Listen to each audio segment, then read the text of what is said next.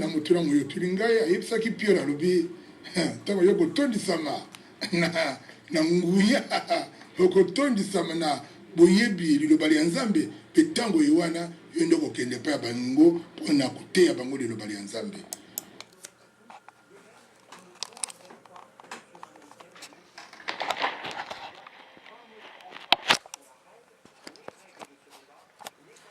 Mbote bandeko ngai Christian Bolabia maman ma peuple mokonzi peuple souverain toye ko yeb sabino makambu OEP est frappé Congo est frappé presse congolaise et frappé la voix d'Isaïe nde ko benga ezali liwa ya papa Bolo Abonza quoi akufaki en Afrique du Sud et Bemenaye ndenge tolobaka donc corps naye eyaki déjà na Kinshasa yango moni tozelaki to sala moi séquence oyo tango ekozala na Kinshasa toye ko sala témoignage en quelque sorte ou ko résumer un peu ce que lui il a fait et que nous on a vu hein. C'est que le travail qu'il a fait en tant que chroniqueur musical et puis mutu OEP to rôle ba a Bersaki Biso tant tozali pe bana mike donc to monaki misala na ye yango moni lelo toye ko loba pona ko témoigner na misalo ya sala ke sepele biso et sepele biso tant tozali bana mike bon to juste séquence muke kaka puisque ba séquence OEP to lukaki to tozali ko luka yango ezo mona na te. Puisque personnellement, je suis séquence où na Papa Wemba, séquence où Papa Wemba a posé à Papa Wemba question, et puis séquence Moussoussou, donc vidéo Moussoussou à Salaka, c'était une émission à Mbaka pauvre Bimiombale, na Nyoka Longo na cadre il y a sponsor Tonton Skol, et a posé la question oyo sepeli saka biso oyo déjà na époque wana et pesa biso moi ba idée pona ko bakisama mayele mingi na ba recherche na biso en tant que chroniqueur ya musique puisque azali mutu aina franc parler azali mutu oyo azali ko loba et puis ba journaliste ba musicien na bazali pe ko respecter ye ba musicien na bazali ki na bolingo vis-à-vis na ye et émission on a une musique ndé eye na sima puisque nga na bien na deux sortes d'émissions azali liboso mutu ya radio et puis azali ko aiko koma mutu ya télévision après deuxième vie na à partir de 99 2000 ndé toujours mon sous dans la voix d'Isaïe na actuellement RTNCT donc a komaki na mama Olangi bon pour la remonter histoire Natango bandaki vimako bimamakasi vers les années 80 journal moko pe bimaka o ba parlaka na Bolo Abonza quoi et biso to tangaka yango na tango wana Bolo Abonza ko alobaki que abanaki journalisme nae na Mbandaka donc azali journaliste oyo autaki Mbandaka abanai musala kuna nde aye ko senga siko nde mutation nae donc na capitaine na Kinshasa donc abanai journalisme na 1971 ou 1971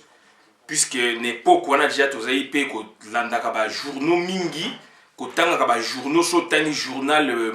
Masano yala ki l'équivalent awaya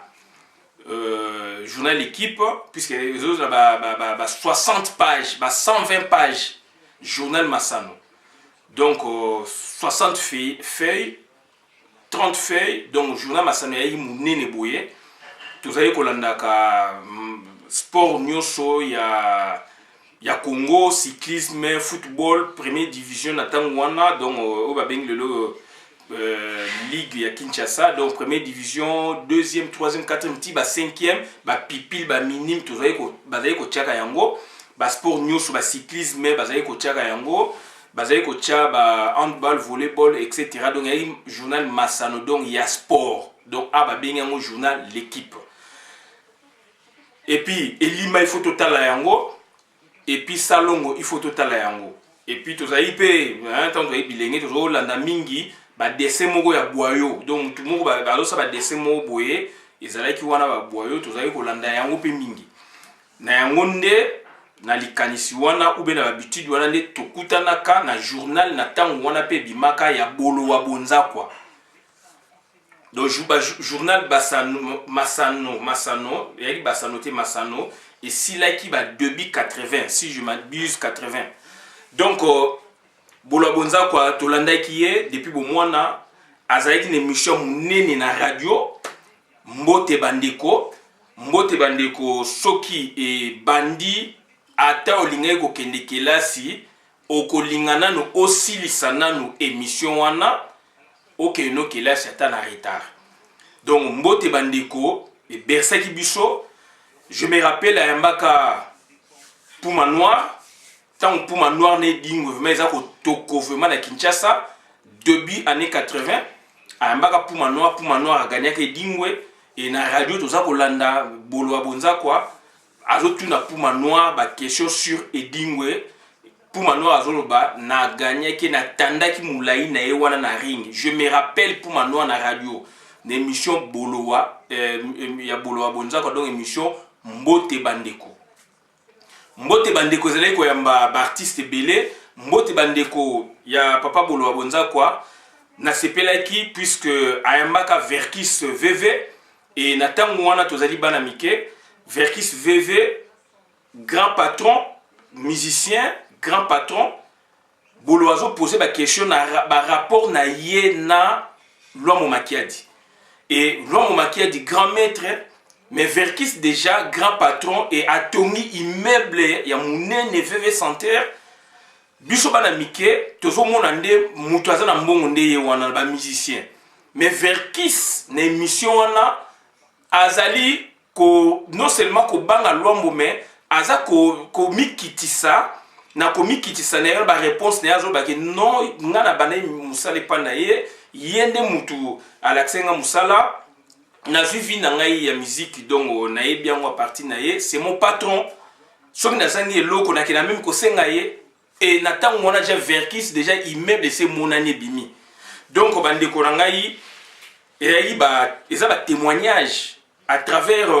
l'émission naie tu y a ba position ba musicien ba homme d'affaires ya ba boy ebelé donc eza émission oyo mbote bande koma e bersaki biso aujourd'hui ngo kende kelasi boy donc au vandi on dit ko mana retard aussi ça na émission wana mbote bandeko et Verkis comportement wana ya humilité na ye wana tilelo azanango na landi ba interview na ye basalaki na alime mongala na Bruxelles tanga zaki na Bruxelles azana même style ya vie même comportement et biso bana mike aza ko respecter Luambo Makiadi et papa bolo azo poser ba question piège ndenge zalaka pour ko tout ça bango mitou pour ko zomo ba vérité mais jamais na émission na monaka jamais a critiquer Luambo aza ko mikitisa azo tcha grand maître liboso et puis makama mbongo rapport à mbongo azo ça toujours grand maître azana mbongo alors que population mokilezo mona Verkis na ba immeuble minene donc ezali quand même ba sujet na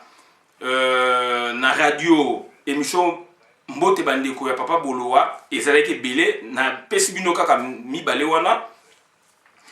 tanga komisko na lisanga banganga siko ekoma sikoyo atiki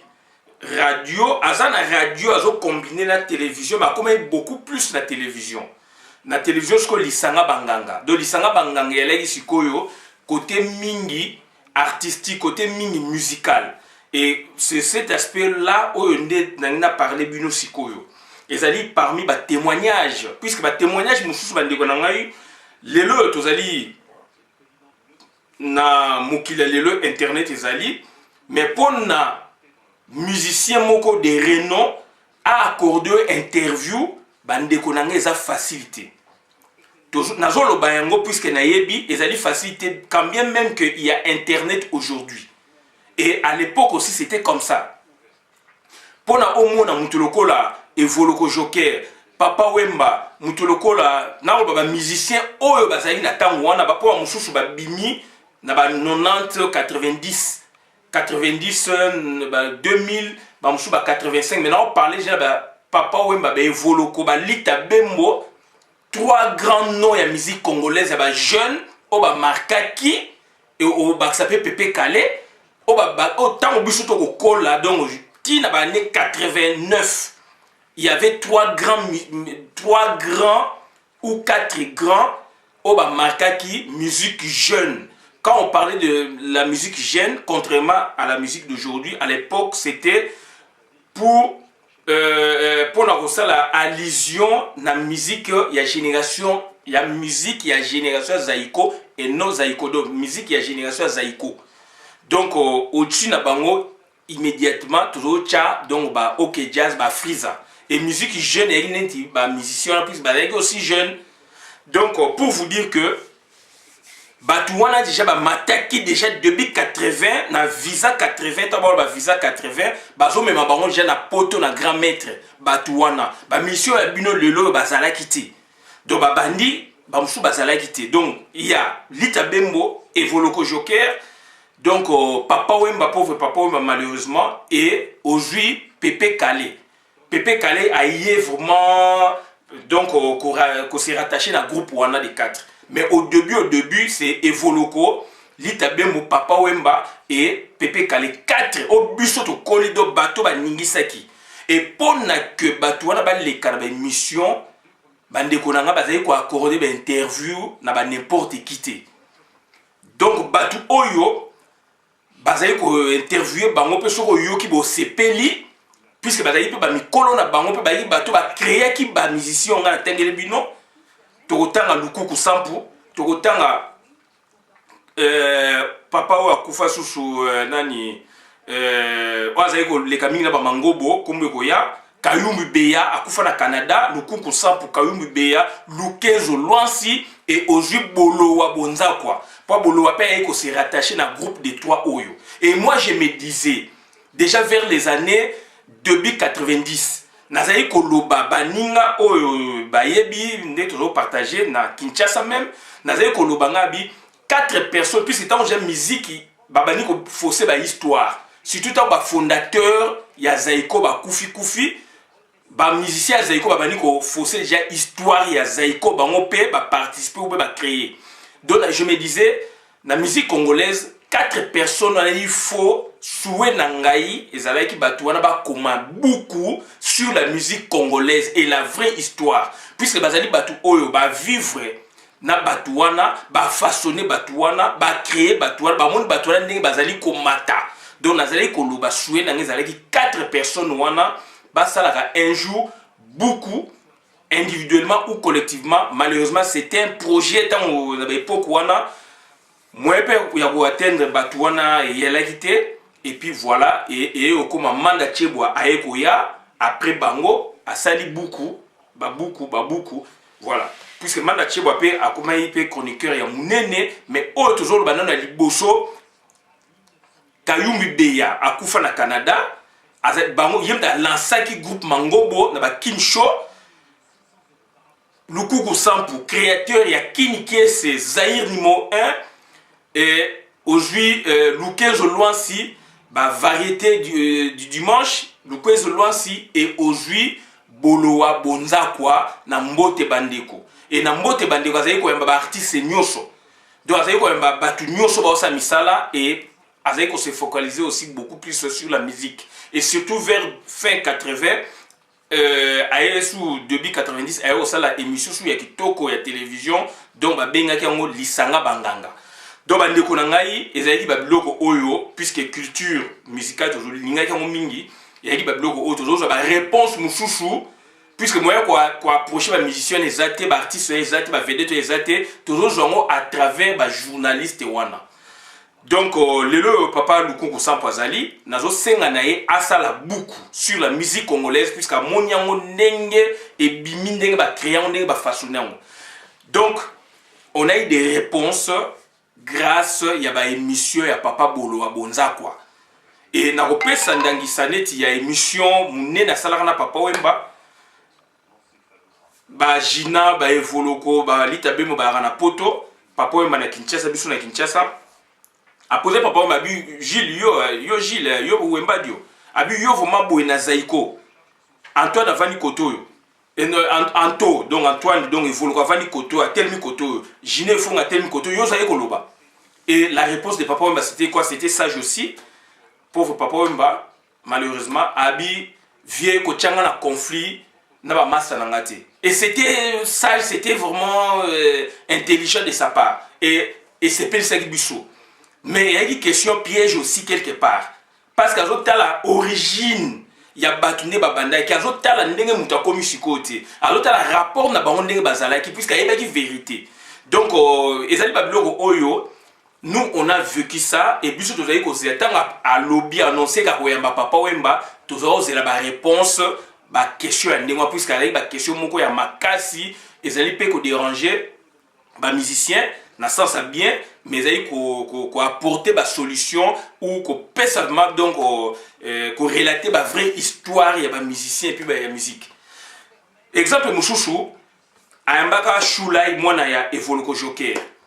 Wana na asi Shulai ya alongwe quartier latin donc azo kende poto. Tolandaka ye batuni ye mosu na émission a utu ko leka papa fait boloa à lobby que batuni question moko batuna ki ye par rapport à Michel mais mutu loko la Shulai mwana lo ayi neti mwana loko Shulai na lekisi na émission est-ce qu'a pe singelo ko nini puisque ba bazolo ba nde ba musicien be mutu pona leka émission ba pesa mbongo nde asapuye ki na élément na abi Shulai songa na lekisi ezali pona azali mwana ya Antoine. Mwana ya Antoine Evoloko papa ne Evoloko azana poto ye azali awa ezali façon ya kopesa pe mwana courage à continuer na ni na ye. Shula ya pesinga neti eloko ni. Na ko senge pe mbongo te puisque azali mwana ya Evoloko tolanda yango. Tolanda susu émission mususu ya munene lisanga banganga wana télévision asala yango na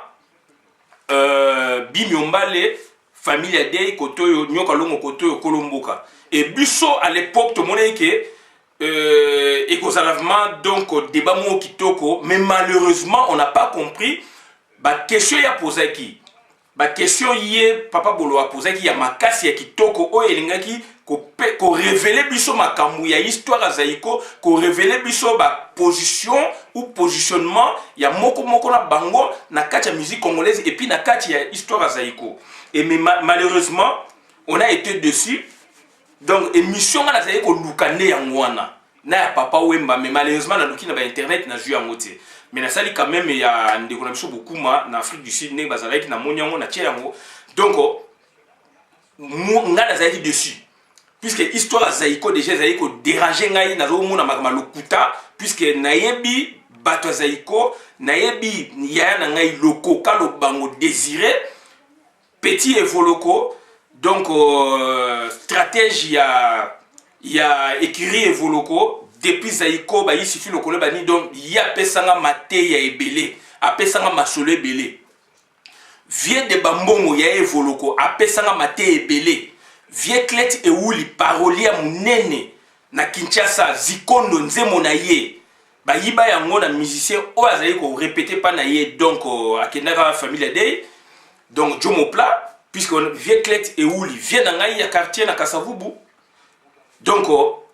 batuana na sola na bango ba parolier belé batu belé ba ebi musique ba ebi batuana ba master na bango ba bandi ba moni ba master ne ba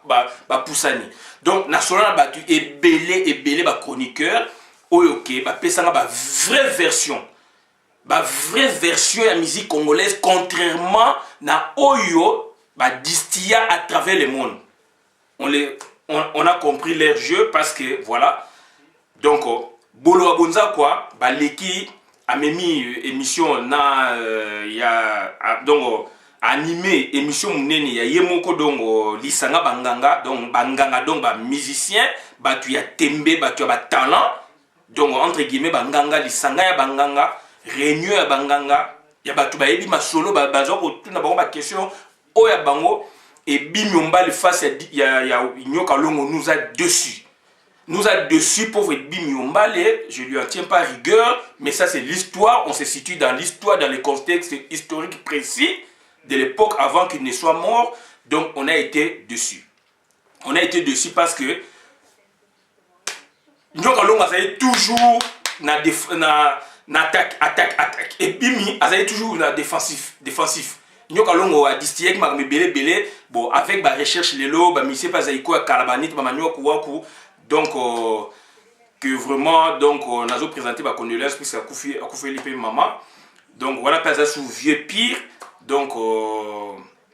bah manioku waku bah mise ba vérité makasi bah ma voix la somme mise ba vérité makasi bah giné fongue bah voloko joker bah boye. Donc et corroborer un peu bah au buso to joaka au buso to yokaka. Et on a compris que voilà na milieu ba msuba loba na bamote alotika mona maya loba na bon malheureusement là c'était la télé. Et donc et ça là qui ascension ya Zaiko Kolomboka et ya Nyoka Longo et avec du temps plus de 20 ans aujourd'hui on a compris que c'était des ya ba mensonge malokuta puisque mususu a ko koloba bien ou bien nature neza bongo aligné pe koloba ta mona ketona suka bana mai donc ba mususu on a profite. Donc et avec émission oyo mutasala ki bolo abonza quoi. Ba question wana ba problématique ndengwana jamais ba ko accorder na mission mususu akondima yo sala yango mais bolowa azali ko tcha loboko na moto. Tolongwe phase wana azali mutu ya masese azali mutu ya mateya place na ko chite wana ce que to zongi na mbote bandeko ya radio. Voilà na koloba ezali un autre témoignage avec notre défunt papa na biso Léo Bola Biama na ndaku ye pas azali kolanda émission ya bolo abonza kwa makasi puisque bolo atanga bandi na ba année 80 79 80 mais vers fin ya décennie wana a changé ki ba style ya ba problématique na ye ya ba sujet na ye ba thématique na ye à côté pe mingi ba proverbe à côté mingi ba côté histoire et à se cultiver qui encore makasi et voilà son côté pardon positif. Papa n'a biso kufi na 1990 na juin donc une année plus tôt azolanda émission à bolo abonza kwa na radio na salon abengi ngai Christian yaka pa yazolinga ba émission na mingi ya bolo akoma donc na ba thématique moko ya ba masese ya ba conte ya ba philosophie moko vraiment africaine makasi et papa zo sepenango abenga bi Christian yaka olanda émission bolowa to banda ba do seka na et puis ba do seka to bandi bu ya alanda déjà parti tango bandi pa zo zelango nga pesko pouf na ye bolowa lobinini apese exemple. Mais la réponse nga na ngo oyo papa tunaki nga ya senga na ngana pesa yi mais na ko pesa ba réponse na ngate mais na ko senga na bino mutu na mutu a résoudre na ndenge na ye bolo alobi boy bomati na boîte na kata boîte ezali papa mama na mwana donc moko ya mobali pe ayebi pe ko paga ayebi pe ko donc ko luka boîte nde baloba ko kumba boîte bakei mbonge bandi na kati ya ebale ngambu mai donc mbonge londende donc ozomona ngambu na ngambu te donc mbonge sikoyo komi sikoyo na katikati wana boîte ebandi kodinda sikoyo mutu ayebi ko nager na kati ya ba parents azali te mutu ayebi ko nager nde mwana na bango sikoyo papa bolo azotuna sikoyo yo mwana yaki question pour un champion sikoyo yo sikoyo mwana oko sauver nani entre papa na maman et bolo a annoncé que moi j'ai ba pib ta papa et monsieur bandi pib wana annonce abenga na ye na yo ki pe thématique vraiment sikoyo réponse sikoyo bolo a expliqué sikoyo réponse pa ba question na minga za ko pesa atiki bino bo question pour échapper bo ke na bandaku place bozali bo pesa ba réponse na bino pauvre papa en face na ngabi oko sauver nani na ke la réponse boy aboyi na ke boti aye ko pesa ngai aye ko orienter nga na réponse oyo ye alingaki na bite ke alobi ke ye mais orienté ngai na ba philosophie mo na ba réponse ya alingaki siko nazo tuna bino boza na ndako bozo landa ngai et yaki émission ya papa Bolowa malheureusement na Congo ba séquence wana ego zala na ba réserve na motion ba filmologie je pense na la voix d'Isaïe biloko ego zala ba ko jonga sango tout à l'heure organisé na moment ndenge ya kufi ba ba jonga ba séquence ba biloko na ya télévision na ni audio papa tuningai réponse na ngai na pesi binoté mais voilà sagesse n'intelligence oh papa Bolowa azalaki ko kundola pona ko pesa ba famille elengi ko apaiser ba tension même tina bandako tolanda sous émission mosusu na papa je pense c'était le même jour exemple yalaki mwana asengi papa na ye mbongo non mwana te leki donc yana kulutu yaya asalaka leki asalaka te leki azala na ba classe ou bon, leki asalaka te bref leki asalaka te nakoba te azala na classe mais leki asalaka te mais yaya asalaka sikoyo leki azala problème ya mbongo asengi yaya na ye mbongo yaya na ye alobi bon nakopesa o mbongo apesi date yango échéance moko toloba neti ya 6 mois ou une année même 3 mois même na date fixe donc lelo neti tozali neti lelo toloba neti ube exemple les 15 ou toloba les 15 octobre sikoyo yaya abi bon natio na programme nanga sikoyo ya les 15 avril exemple ya 2017 eloko sengi mbongo ya mbongo osengi na kopesa kayo mwana aza na calcul wana na kati te mwana pe asengi te na moment wana sikoyo le 14 na veille ya jour oyo leki ya papa ya mwana wana do leki ya mutu ayebi ke yaya na ya prometaki ye mbongo le 15 avril 2017 sikoyo mwana ya yaya na ye a commis dans le besoin na veille wana ayebisi papa oya ye oya boti ye que papa naza na besoin ya mbongo et sali que tangu leki asengaki yaya na ye mbongo mwana ayebaki pete papa sikoyo aza na kati ya dilemme papa a pauvre papa a bengen tango monsieur esilaki ou bien yaki émission ya jour mosusu je me rappelle plus mais lekaki pas Bolowa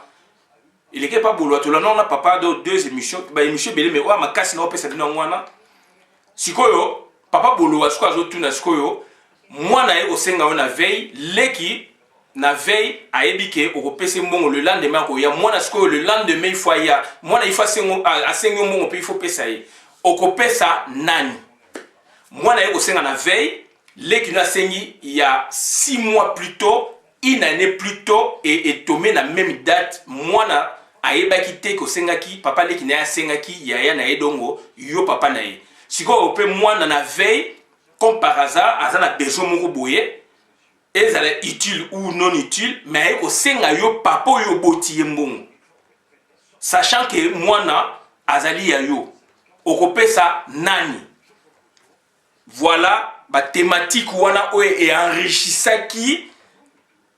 ba situation culturelle na ba famille neti biso papa azali kolanda yango aposanga ba question wana et na pesa ba réponse oya ngai na kopesa ngo awate et donc voilà importance ya kozala na ba créateur ya ba émission na ba radio na ba internet neti lelo comme belé lelo na ba RTNC la voix d'Isaïe Kala voilà bateau ba pesa biso mateya bateau ba pesa ki biso goût donc il est parmi tant d'autres bateaux na tangi wana to basa sous 5e donc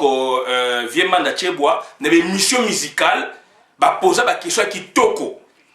oyo esala ke biso lelo to mata na culture musicale ba papa Lukuku Sampo azana na Portugal donc ba posa ba question ki toko esala ke lelo biso mutu mata na culture ba bolo abonza kwa ba fait luke zo loin si feu donc Kayumbi Beya to yaki bana mike to yaki attentif na ba biloko wana surtout ba samedi et bolo boza ko yaki dans la semaine. Donc na lobby na suki wana bolanda vidéo malamu voilà témoignage on a dit na pour papa boloa. Ezali passe mingi tozali ko kufela batu oyo esengele ba kufate. Pour na biso africain tozaka na sengo tozala na ba bibliothèque batu ba l'équipe biso la mbula pour na ba terre pe biso. Et asalaki musa malamu et suka na ngonde ayeko kende côté donc culturel donc côté église pour na assembla aluka vinae autrement na cadre ya nzambe et ya mwana na zui eloko ya beaucoup en Afrique du Sud na lobi na bino nyostu bola na vidéo malamu donc asuki si vinae na côté ya nzambe et liloba nzambe pe ya mwana ne bandeli na tcheli binango tolobi merci bola nango